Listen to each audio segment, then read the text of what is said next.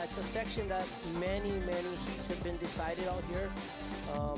You know, tour qualifications, world championships, pipeline titles have been won here at Innsbruck. Hey, I got word that Strider wants in. Strider, what you got going on? I'd love to get in there. Well, I'm here with Jen Smiley-Dyer. We're going to give you a little update on what's happening for the rest of the day. Yeah, so we're going to be going into the women's elimination round right now, and then we had put round 3 on hold, and we're not going to be running that round. There's definitely a couple of nice waves out there, and it's been actually great to see everyone, you know, get their feet wet and a couple of nice barrels, but we're not going to go into that next round. Well, there you have it. Decision's been made. We're going to do the elimination round. We're going to cut it off, and we're going to save it for the bigger, better days to come down the line. Back to you guys. You know, as much as I want to see the show continue to roll, I agree, and I want to see bigger, better fights. So I think that's great news. But stick around because we are going to see surfers eliminated from competition by the end of the day today in that elimination round coming up right after the seed.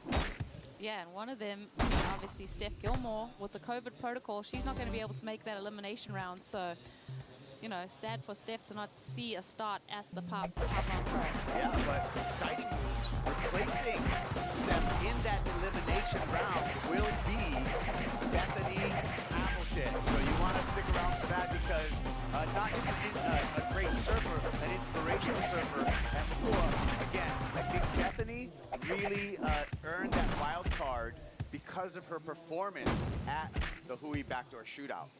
Yeah, her performance at the Hui Backdoor Shootout was phenomenal. Bethany's performance anywhere she surfs is phenomenal. Her performance at Tavarua, there she is on screen right there. I mean, what an inspiration to the world, to women surfing and women athletes, period. Her being out here, doing what she does, inspires the world. And just to see her surf is amazing. And a mother of 3. I mean, I just had a baby about 10.5 months ago. Her little boy is maybe a few months older than mine. And just to watch her, you know, kiss her kids, paddle out at the Hui Backdoor Shootout, and just stand tall in that huge pop bomb, I'm just in awe and inspired by her. Yeah, I mean, women, moms, everyone, you know, she can draw a lot of inspiration. I want to pick up on that point. I'm a father of two daughters, and when they were young, I had a poster in their room, Soul Surfer, Bethany Hamilton. And my message to my daughters was, don't make excuses, don't feel sorry for yourself. You can do it just like Bethany. And that, for me as a father, that was something that I would tell my young daughters over and over again.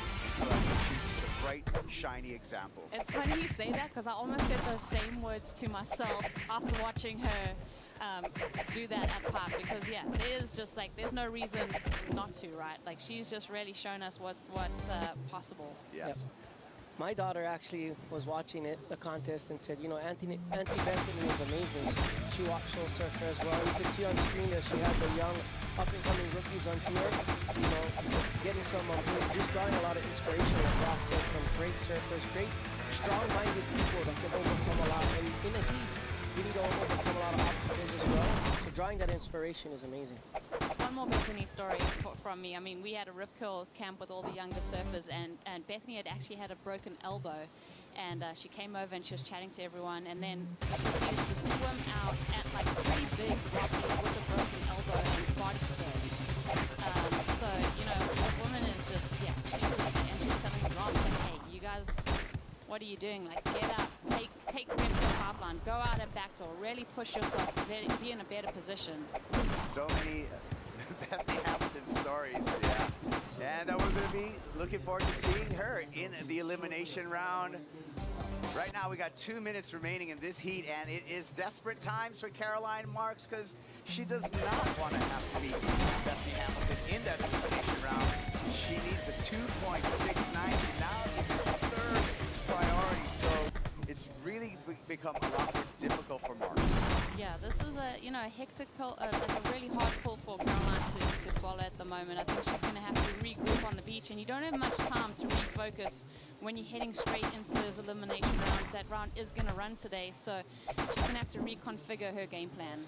Yeah, I think if Mike Parsons is listening to this, next time she has third priority and needs a score, he needs to tell her to move down to Innsbruck. I've seen some waves coming over there. A lot of the girls are gravitating towards her as well. So she should just kind of sneak off, get down there, and get a score because she only got 150 left, I think.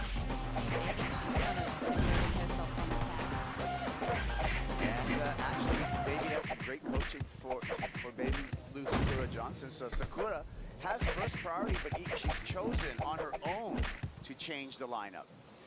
Yeah, she's still a little bit deep off of that Ains Bowl section. You know, Ross Williams will make the adjustments, but I think she's in first. She doesn't have to worry about the elimination situation. Just like I said on screen, they're moving over to that area.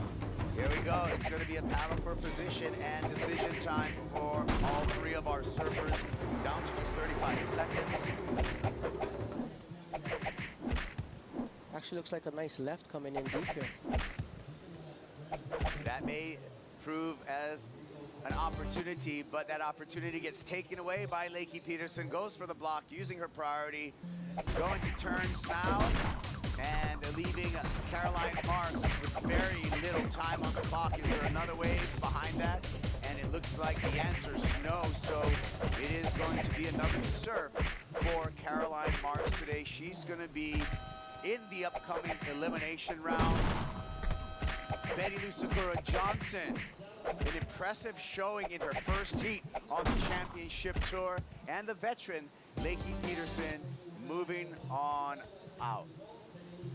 Well, thanks. I've had a great time with you, Rosie. Here we're gonna sign off. I'm gonna sign off. Rose's gonna sign off. Bakula's gonna be back with Chris Cote, and all that's gonna happen right after this break. Stick around.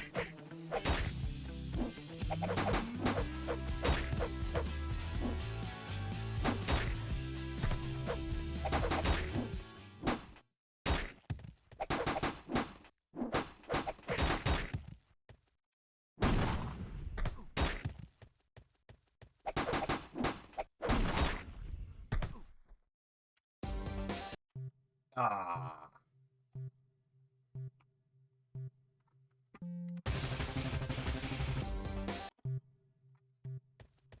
Fucking menu mistake.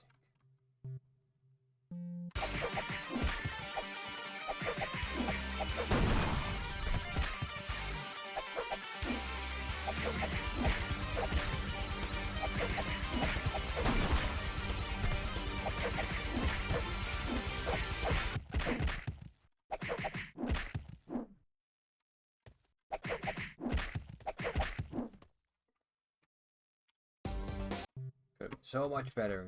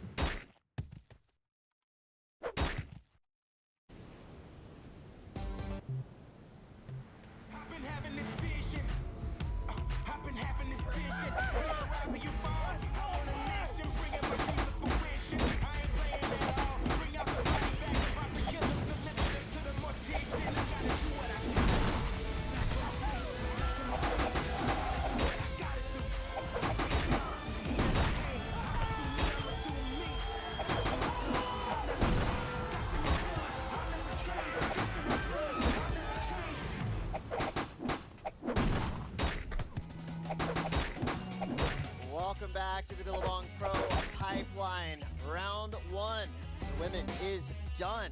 That means all of our brackets are now filling in. Chris Cote here with Makua Rothman. So far, so good this morning.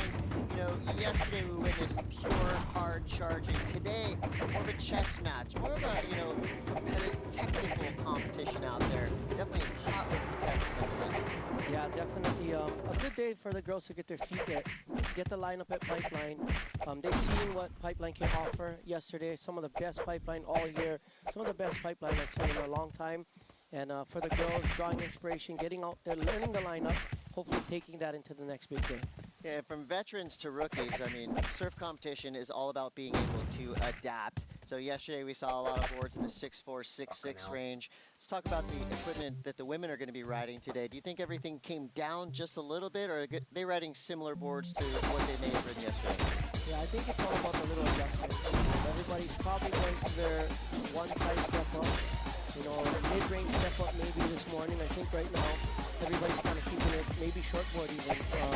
The waves are a little bit smaller. Not as much room to maneuver a big board in the barrel. You want a smaller board. As long as you can catch it, maybe a little thicker board, something that you could move, get that speed, get that pump, and come out and completely right. Pumping in the tube, it sounds easy on paper, but when you actually do it, it is a thing of beauty. And a surfer who just did that was Betty Lou Sakura Johnson, who's standing by now with Strider Wasilewski. Thank you very much, Chris. Betty Lou, great heat for you out there. A little bit slow. I just have to ask you, you pulled into that one really deep barrel that you didn't come out of. What was it like being inside of that thing, just flying down the line? Oh my goodness, it's just such a pretty day, and who couldn't miss the vision of the barrel? And yeah, it's a really pretty barrel. Yeah. How does it feel getting to be in the lineup with only a few people? Are you really kind of learning as you go along here?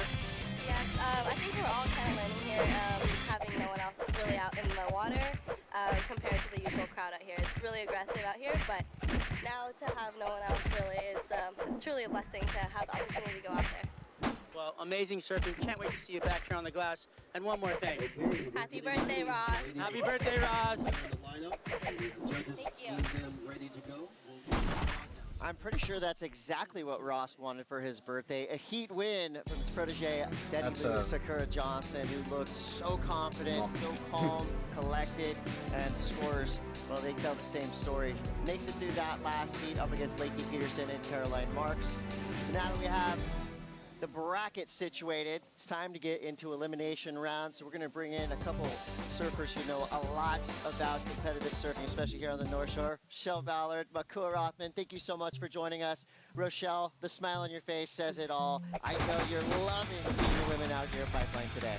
It's great. You know, it's interesting. It's almost like 20 years coming, and it's weird to say that, but it's taken that. And women surfing, you know, it takes time to progress in a really heavy type of wave like this. And it takes a lot of guts to get out there to start. And you got to put your time in, have the right equipment, and really, you have to have the passion, the deep inside to be able to get out there and do it like we did when we were growing up. Yeah, well, talking about putting in the time, Rochelle, you put in a lot of time out here. One of the original true pioneers of Pipeline and Backdoor.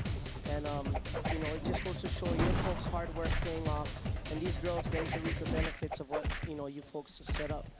Yeah, for sure. And, you know, when I was out there doing it, it was definitely the proving grounds, and it was like being on the football field with the men in a way. You know, it's like liquid football, really, because you're having to deal with a lot of consequences. You know, you're paddling for the same waves, and it's a big lineup, and it was all a big learning curve understanding the wave and being able to paddle into it, and especially if it's bigger, you know, and it's like, you know, 5, 8 feet doing this thing, and 5'1" and 105 pounds.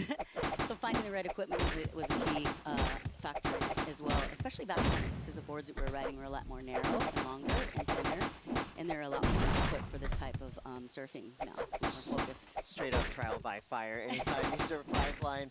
All right, the free surfing sessions that we've witnessed leading up to this event have been absolutely incredible, and the percentages now are evening out in the lineup. We see some visions of some training sessions that happened earlier this week.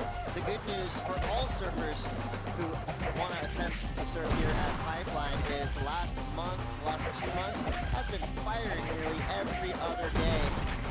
So as we watch this, you know, again, we're seeing the progression happen right in front of our eyes, and thankfully, you know, there are so many eyeballs on this lineup. You see Steph Gilmore right there on one of the waves of the winter, an incredible ride right there. Oh, yeah, I mean, Steph Gilmore, I mean, she knows how to do it. So graceful, such a beautiful surfer. Everything she does is on point. And also Carissa Moore, you know, what can you say about this girl surfer? Big power hacks, you know, she's got the barrels, she's got the technical aspect, and she's got that competitive mind to go out here and take down this event. The sessions that we've been witnessing are very crude now in competition. But as we get now to the elimination rounds, so part of surfing in contests is losing and what you take from that. Yesterday, the list of surfers that bowed out early in this contest, well, they're all at home right now, hopefully back to the drawing board, either going internally or externally talking to coaches. So when you find yourself in the elimination round and you know, okay, this is do or die time right now, you approach this heat in a different way than maybe you approach that opening round? I think your perspective is a little bit more on edge, but you know that it's time to show up and blow up and do what you got to do to get through the heat, and that's the mindset it takes to be a champion, to be a winner. And so it really comes down to making sure that you're not overthinking and really keeping in the moment and paying attention to what the lineup's doing, especially at Pipeline. You know, you can't overthink or like think about your competitors and what's happening on the beach. You have to focus on the wave. Yeah, and then taking from that loss, I know you mentor a lot of young surfers around the world. What are some things that you can learn from bowing out early in a contest like this? Oh, there's just so much you can learn. First thing is learning that not losing isn't always losing. It's a learning experience as well. And being able to take that and turn it into a positive and say, okay, I might not have got the result that I needed, but what can I go back and fix? You can watch the tape. You can go back to your equipment. What different fins could I have used, you know, and kind of really fine-tune your game and your strategy for competition and go back into the next event that much better, that much smarter, learning from that loss. Well, the surfers that just battled out are going to have to react quickly. We've got Caroline Marks, Brisa Hennessy up and riding now, coming in and out of the tube into that dangerous end section, attacking. Love to see the urgency that Brisa Hennessy is surfing with right now, and everybody's favorite surfer has just entered the chat. Bethany Hamilton in the lineup, right where she should be, coming in as the last second replacement for Stephanie Gilmore. And surf fans around the world have to be excited, because any time you get to see Bethany Hamilton at Pipeline, that is going to be a thing of beauty. I mean, this is a surfer that has inspired us in so many different ways. One of the ways that she's inspired everyone around the world for tube riding prowess. Truly one of the best tube riders in the world. I mean, what can you say about Bethany Hamilton that hasn't already been said? But Rochelle, I know you've seen the rise of this young surfer. What have you seen with Bethany throughout the years that's brought her to where she is today? Well, years ago, the year before she got attacked by a shark, she was doing the surf camps that I had been hosting, and she had won that award for the event of getting the best maneuver, getting the best wave. And coming back into it, it's like she could have just, hopped away from it all and decided not to pursue her dreams, but again, the mindset and the tenacity, talk about tenacity. This woman has all that it takes to overcome any sort of fear and triumph and through victory. And I surf with her all the time on Kauai, and it's just, she blows my mind every time she's out there doing what she's doing. And she'll take off on like the gnarliest wave and always like throw herself over the ledge, and she's committed all the way through from point A to point Z. Yeah, a true hero. I mean, she goes out there and does what she does in the water, comes home, and goes home to 3 beautiful children, being an unbelievable mom as well, and just everything about her is beautiful. Well, she's got an extra 5 minutes along with the rest of the competitors here in Elimination Heat 1. So, Makua, 5 minutes on paper, not a lot of time, but in watching all the heats that we already saw this morning, I mean, that could have been a completely different outcome with just that added 5 minutes. As we see Caroline Marks quick in and out, what can 5 minutes do for you here at Pipeline on a day like today? Well, I mean, you know how many people in this world would love to get 5 minutes back at anything. 5 minutes is a lot of time, especially in competition.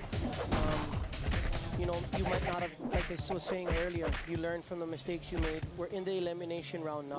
These girls need to fine-tune whatever they've done in their past heat, come back, and with 5 extra minutes, knowing that, maybe just hunt around the lineup a little bit, move around, maybe sit in the different positions that they were last time. Caroline Marks is here. She's still opting to go on that left. I seen Brisa Hennessy move down towards Aints Bowl like I was talking about earlier. And I really think with that extra 5 minutes, Michelle, searching the lineup, hunting, and not just sitting and waiting is a very good idea. 100%. And we saw that yesterday with Kelly, and he needed to go like a 2 or something like that. He got that lap, came out, and went back out in the lineup and pulled into a back door and got a screaming girl. It was epic. That's all in 5 minutes. Yeah, 5 minutes can be a world of difference as we see lines stacking through on the horizon. Surfers really spread out. When you see photos of Pipeline and Backdoor, it looks like a perfect peak a lot of times. tell me about the takeoff zone. Is it wider than it looks from the beach, or is it a pretty tight takeoff area? Well, depending on the swell and the size of the swell, the takeoff area really moves around a lot. And really a commitment for Lisa Hennessy there. The takeoff, you know, the lineup for the takeoff moves around a lot. If it's west, it's here. If it's more north, it's there. If it's smaller, it's here. So, like I said, with that extra 5 minutes, I know somebody, you know, once upon a time in the pipe contest, Timmy Reyes wish he didn't have that extra 5 minutes. But, you know, being that today, these girls in this elimination round have that extra time, I really think searching for that takeoff zone, looking for, you know, a wave on the way back out or a wave under priority, and really using that to search the lineup. So now we're at the traditional 30-minute mark with 29:40 to go. That first score came through for Brisa Hennessy at 4.67. Today, those high 4s and 5s have really been kind of the difference-making scores for our surfers. You saw in that last heat, Betty Lou Sakura Johnson getting the win of the 7.46. So, you know, you can't be stubborn in numbers and think, I gotta get 18 points to advance through. Really, a win is a win, and of course, you know, when we're looking at single-digit scores being those advancing numbers, you know, that just makes things that much tighter. So with 29 minutes to go, let's talk about surfboards. And Ross Williams has a beautiful looking blade under his arm right now. What are we looking at, Ross? Hey guys. Yeah, so I just wanted to kind of explain something a little bit to the audience, especially our new audience that might not be super familiar with surfing. We keep talking about step-ups and what that might mean, and it's actually different for every individual because it really depends on how tall you are. So for Sakura, this is her board. Her short board is about a 5, 5.5, which is about how tall she is. So today, a step up is for her a 5'10". This is a round pin, which is good for pipe and backdoor. That gives us stability. It's a pretty traditional North Shore board. She really likes these fins. They're FCS fins. These are the Kolohe Andino fins. It's just a beautiful, simple shape. Byweight to Koro. You don't need a whole lot of flair when you're surfing strong waves like you are on the North Shore. Sometimes when you're surfing in California or in Brazil, you need these big, deep concaves. You have these bump squashes where you're looking for lift and speed. In Hawaii, you need to keep it simple. You want that stability. At the end of the day, you want to come out of the barrel.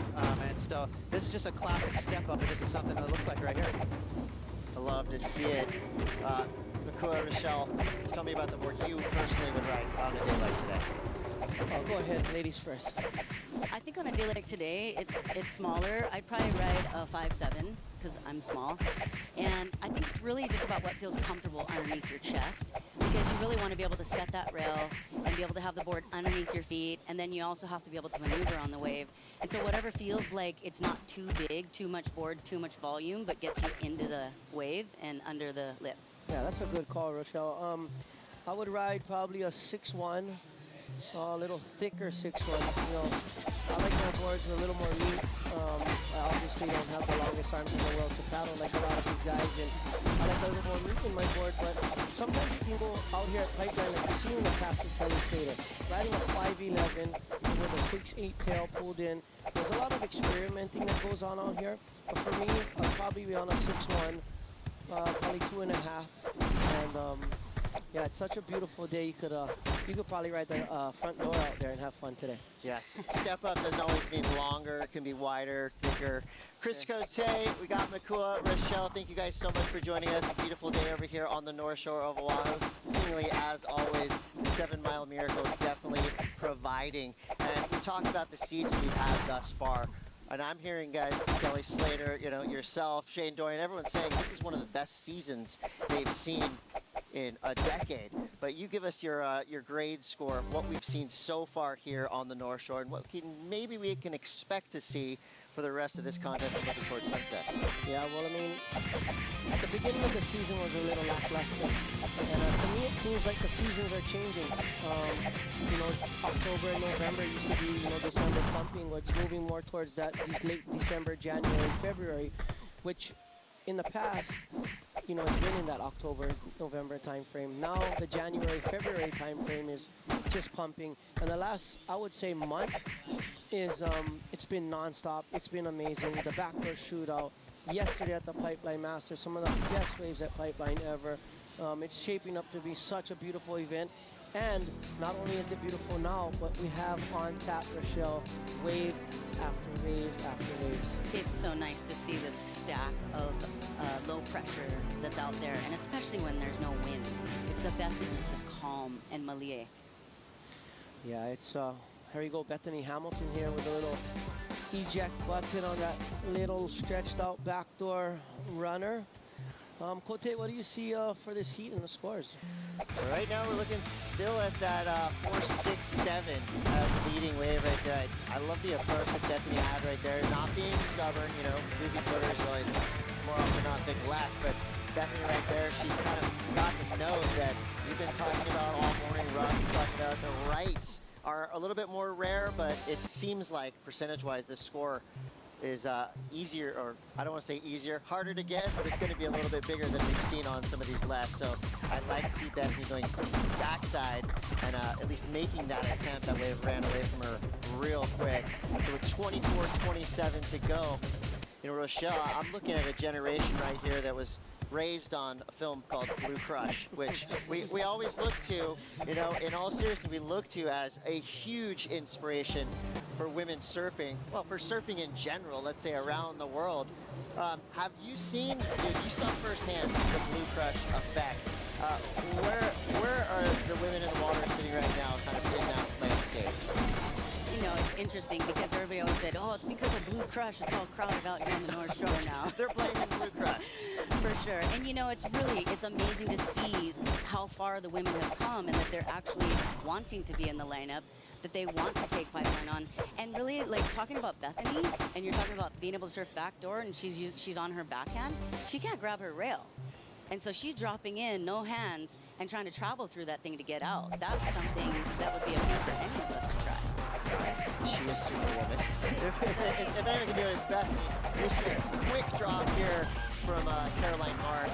You know, Makua, when you look at a wave like this, right, it might not go into her scoreline, but is it true that every single wave you ride at Pipeline and Backdoor is a learning experience that you can kind of put in that file? Yes, every single wave you ride, period, is a learning experience, Chris, and especially out here at Pipeline and Backdoor. And, you know, I can see right now, just in this heat, who's making the adjustments. And I think that the learning experience is going to come to Caroline Marks about moving around this lineup and kind of trying to find a few rights. You know, she's definitely sticking to her guns, sticking on that left. And, you know, just the scores right now, not the biggest scores in the score line. It's anybody's game at the moment. And Rochelle, you know all too well, 2 waves at Pipeline with 22 minutes to go is definitely accomplishment. It is, and sometimes you have to have some building blocks. You know, you want to back yourself up with some average scores, and then you can sit and wait for that one, because if that one's coming through, if you're in position, you could get the wave of your life out there. Looks like this is a nice wave right here. Bethany locking in there. I love that slow-mo look of a technique that Bethany learned quickly and basically perfected. You know, her ability to get up, to paddle, get up like that, just using that right arm. This is something, did you see Bethany developing this, and did you see how long it took her to kind of figure this out? It did, and it took a lot of, like, you know, finding the right volume in the board, how to be able to create the handle. You know, her dad, I believe, helped her come up with that whole idea and concept with the shaper. And once she found out exactly how to position it and what to do, it's just like, you know, she had to build up the muscles in order to support her whole body and keeping alignment and keeping her core and being stable and being able to be quick responsive. So there was a lot more that went into it than just going surfing. Yeah, absolutely. The development, and, you know, when you look at the scoreline now, she's only got a 1.7 and a .50. That's not for lack of trying. Love the approach she had on that backdoor wave. So we get down to 21 minutes to go. Talk priority here. Caroline Marks with that priority spot, with only 2 other surfers out in the lineup right now. Priority doesn't generally come into play in terms of who's going to advance the heats until the last couple of minutes. But there's something to be said about if you get that priority and you sit with it for too long, it can really rattle around in your head. Do you guys have any like tips or you know, when you talk to younger surfers about priority and how to use it? Is there there's no magic bullet obviously, but what are some priority techniques that you guys have seen? I would say priority techniques would be, without priority, you definitely want to find a score, especially if you're in third priority. If you have a three-man priority format, you're in third priority, you want to be moving around, you want to stay busy, and you want to put pressure on the guys who have priority to maybe make a priority mistake, and use that priority, put pressure on them so that you can move up the ladder and take that priority away from them. And people that do have priority, you know, you don't want to be too selective. At the end of the day, this is a surfing competition and you have to surf. So you have to use your priority wisely. You know, get out there. I think get in a rhythm early would be my analogy. And I think definitely you got to have wave selection, period. It's almost like you gotta have an invisible stick to, when you don't have priority, to poke the person with priority, go, hey, hey, hey, you might want to go, you might want to go. For sure, and there's like a history with how priority works, because we used to paddle around the buoy when I first started competition, and then if you paddle on that buoy and miss it, you know, somebody else that didn't have priority, that didn't go for the buoy, got the wave, and got the set. And then, you know, when we were on the tour, it was more, there's, you know, you have first priority, and now there's priority throughout the entire lineup with everybody. It goes all the way to fourth priority in a format keep. This is without priority right here for Brisa. I think that's one of the things that I noticed in improving, and that's a learning pattern that I had to go through, was really learning when and where to set your rail and not to go too high on the wave. And your weight distribution is a big part of it as well. You agree, Nicole? Yeah, I've seen a lot of the girls, you know, going on, you know, very high on the face of the wave. And, you know, it all goes back to just putting in your time here. So, you know, it just, you know, it's one of those things you got to go back to the drawing board. You got to make those little adjustments. You know, you got to go back, whatever coach you're working with. Watch film. Film is a very, very important way of making those adjustments. You go back, you see where your weight was, you see where you positioned yourself. You get back out there, you do it again, and fine-tune your surfing to suit this wave. There's a lot going on in the lineup. It's not just surfing anymore. 18-14 to go. Brisa Hennessy in the lead now with a 4.67. Does back it up with a 1.33. Caroline Marston's a 3.68 to get in that top spot. Bethany Hamilton involved, albeit slightly 4 down. She needs a 2.01 to get into that advancing spot. As we see this beautiful overview of the lineup. Definitely got to give a shout out to Billabong and a program that they've been running. It's called Sea Trees. So basically around the Hawaiian Islands, and you two would know full well as homeowners over here on the North Shore, erosion and, you know, trying to basically keep the beaches has become a huge feat of utmost importance. And Billabong teamed up with seatrees.org to basically replenish all the areas around the beaches. And you're doing a point system, so however high the surfers score, however many points they get, Sea Trees and Billabong is going to match that. Already, yesterday, there was 199 points scored, for example, so that means Billabong and Sea Trees have helped replenish 1,990 square feet of watershed in Maui. So big moves right there from Sea Trees. You can go to sea-trees.org, as we saw a ride go down right there from Brisa Hennessy. Now we see Bethany Hamilton going right, looking for some kind of opportunity. Finds a big backside whip like that, gets a pair of turns, and, you know, to me, that shows urgency. There's a lot of time left, but you just gotta use any advantage you can to try to put points on the board in a low-scoring heat like this. Turns, well, they're not gonna get you a 10, but if you can start building 3s and 4s using turns, you're doing something right. Yeah, well, it is like I said, it's a competition, and not every time competition is gonna go as planned, especially when you're dealing with Mother Nature, Chris. The waves are going down. You know, you see Brisa Hennessy definitely make a mistake by not pulling in on that wave. Opened the door to Bethany to make her do a few turns, get a little score under her belt in a super position. Sometimes that change of position can actually put you in a better spot too, because sometimes you're sitting out the back and you're missing that 8th bowl, right? And as you paddle out, then maybe that wave comes around and you don't need priority and you can pull around around and get that score that you need. Yeah, Kelly Slater seems to be the master of getting that wave on the paddle back out. You see a replay here of Bethany. Good torque in those turns. I mean, that would have been an 8 in Huntington Beach. She's a powerhouse. Yeah, definitely getting low, using her legs to generate the power up in that lip and get some nice turns. Here you go, Brisa Hennessy definitely should have pulled in right there. I think she was just a little off balance. Her board was out of position. Kind of took her out into the flat, but nonetheless, that was a mistake that might come back to haunt her with this heat. Sure, I think that one of the things that I noticed from, you know, watching Bruce and Andy and Kelly all those years, here we go, just a little tap on the rail, is being able to move your feet around. You know, when you take off on the wave and you're really up into your chest and up in the further end of the nose, and you're able to set that rail, here goes Bethany. Wow, quick reaction time there. That just that's a great example of how both of those waves, how fast this wave comes at you. Sure, in the lineup. And because it's smaller, the waves are pinching and running off easier. You know, like a day like yesterday, I mean, it's very consequential, but it's big and wide and open. And a lot more room to play. Well, a compact playground here at Pipeline today. 14:25 to go. Brisa Hennessy in the lead for now. Stay tuned for the culmination of our first elimination heat of the day. This is the Billabong Pro Pipeline. Stay tuned.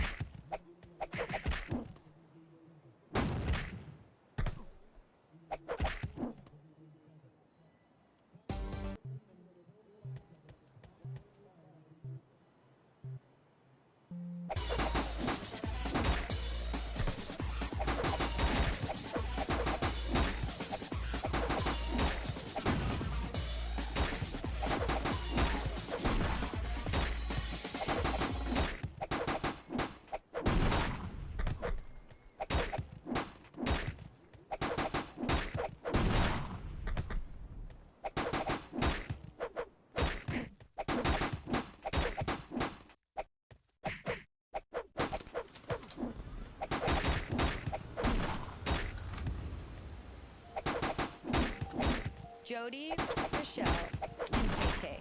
These were the girls I looked up to. The women who took that giant leap to pipe and backdoor. Jody Cooper dominated on the North Shore in the late 80s and was one of the first girls to regularly surf backdoor and off the wall. Right on her heels in the 90s, Kauai's Keala Kennelly and Rochelle Ballard made a seamless transition from the heavy, shallow reefs of the Garden Isle to surfing the ultimate arena. Keala and Rochelle both made it known that their biggest dream was to one day see a CT-level event at Pipe that included the women. While this dream didn't come to pass during the height of their careers, it was Rochelle and Keala's trailblazing at the spot that paved the path for us. We will all be forever grateful.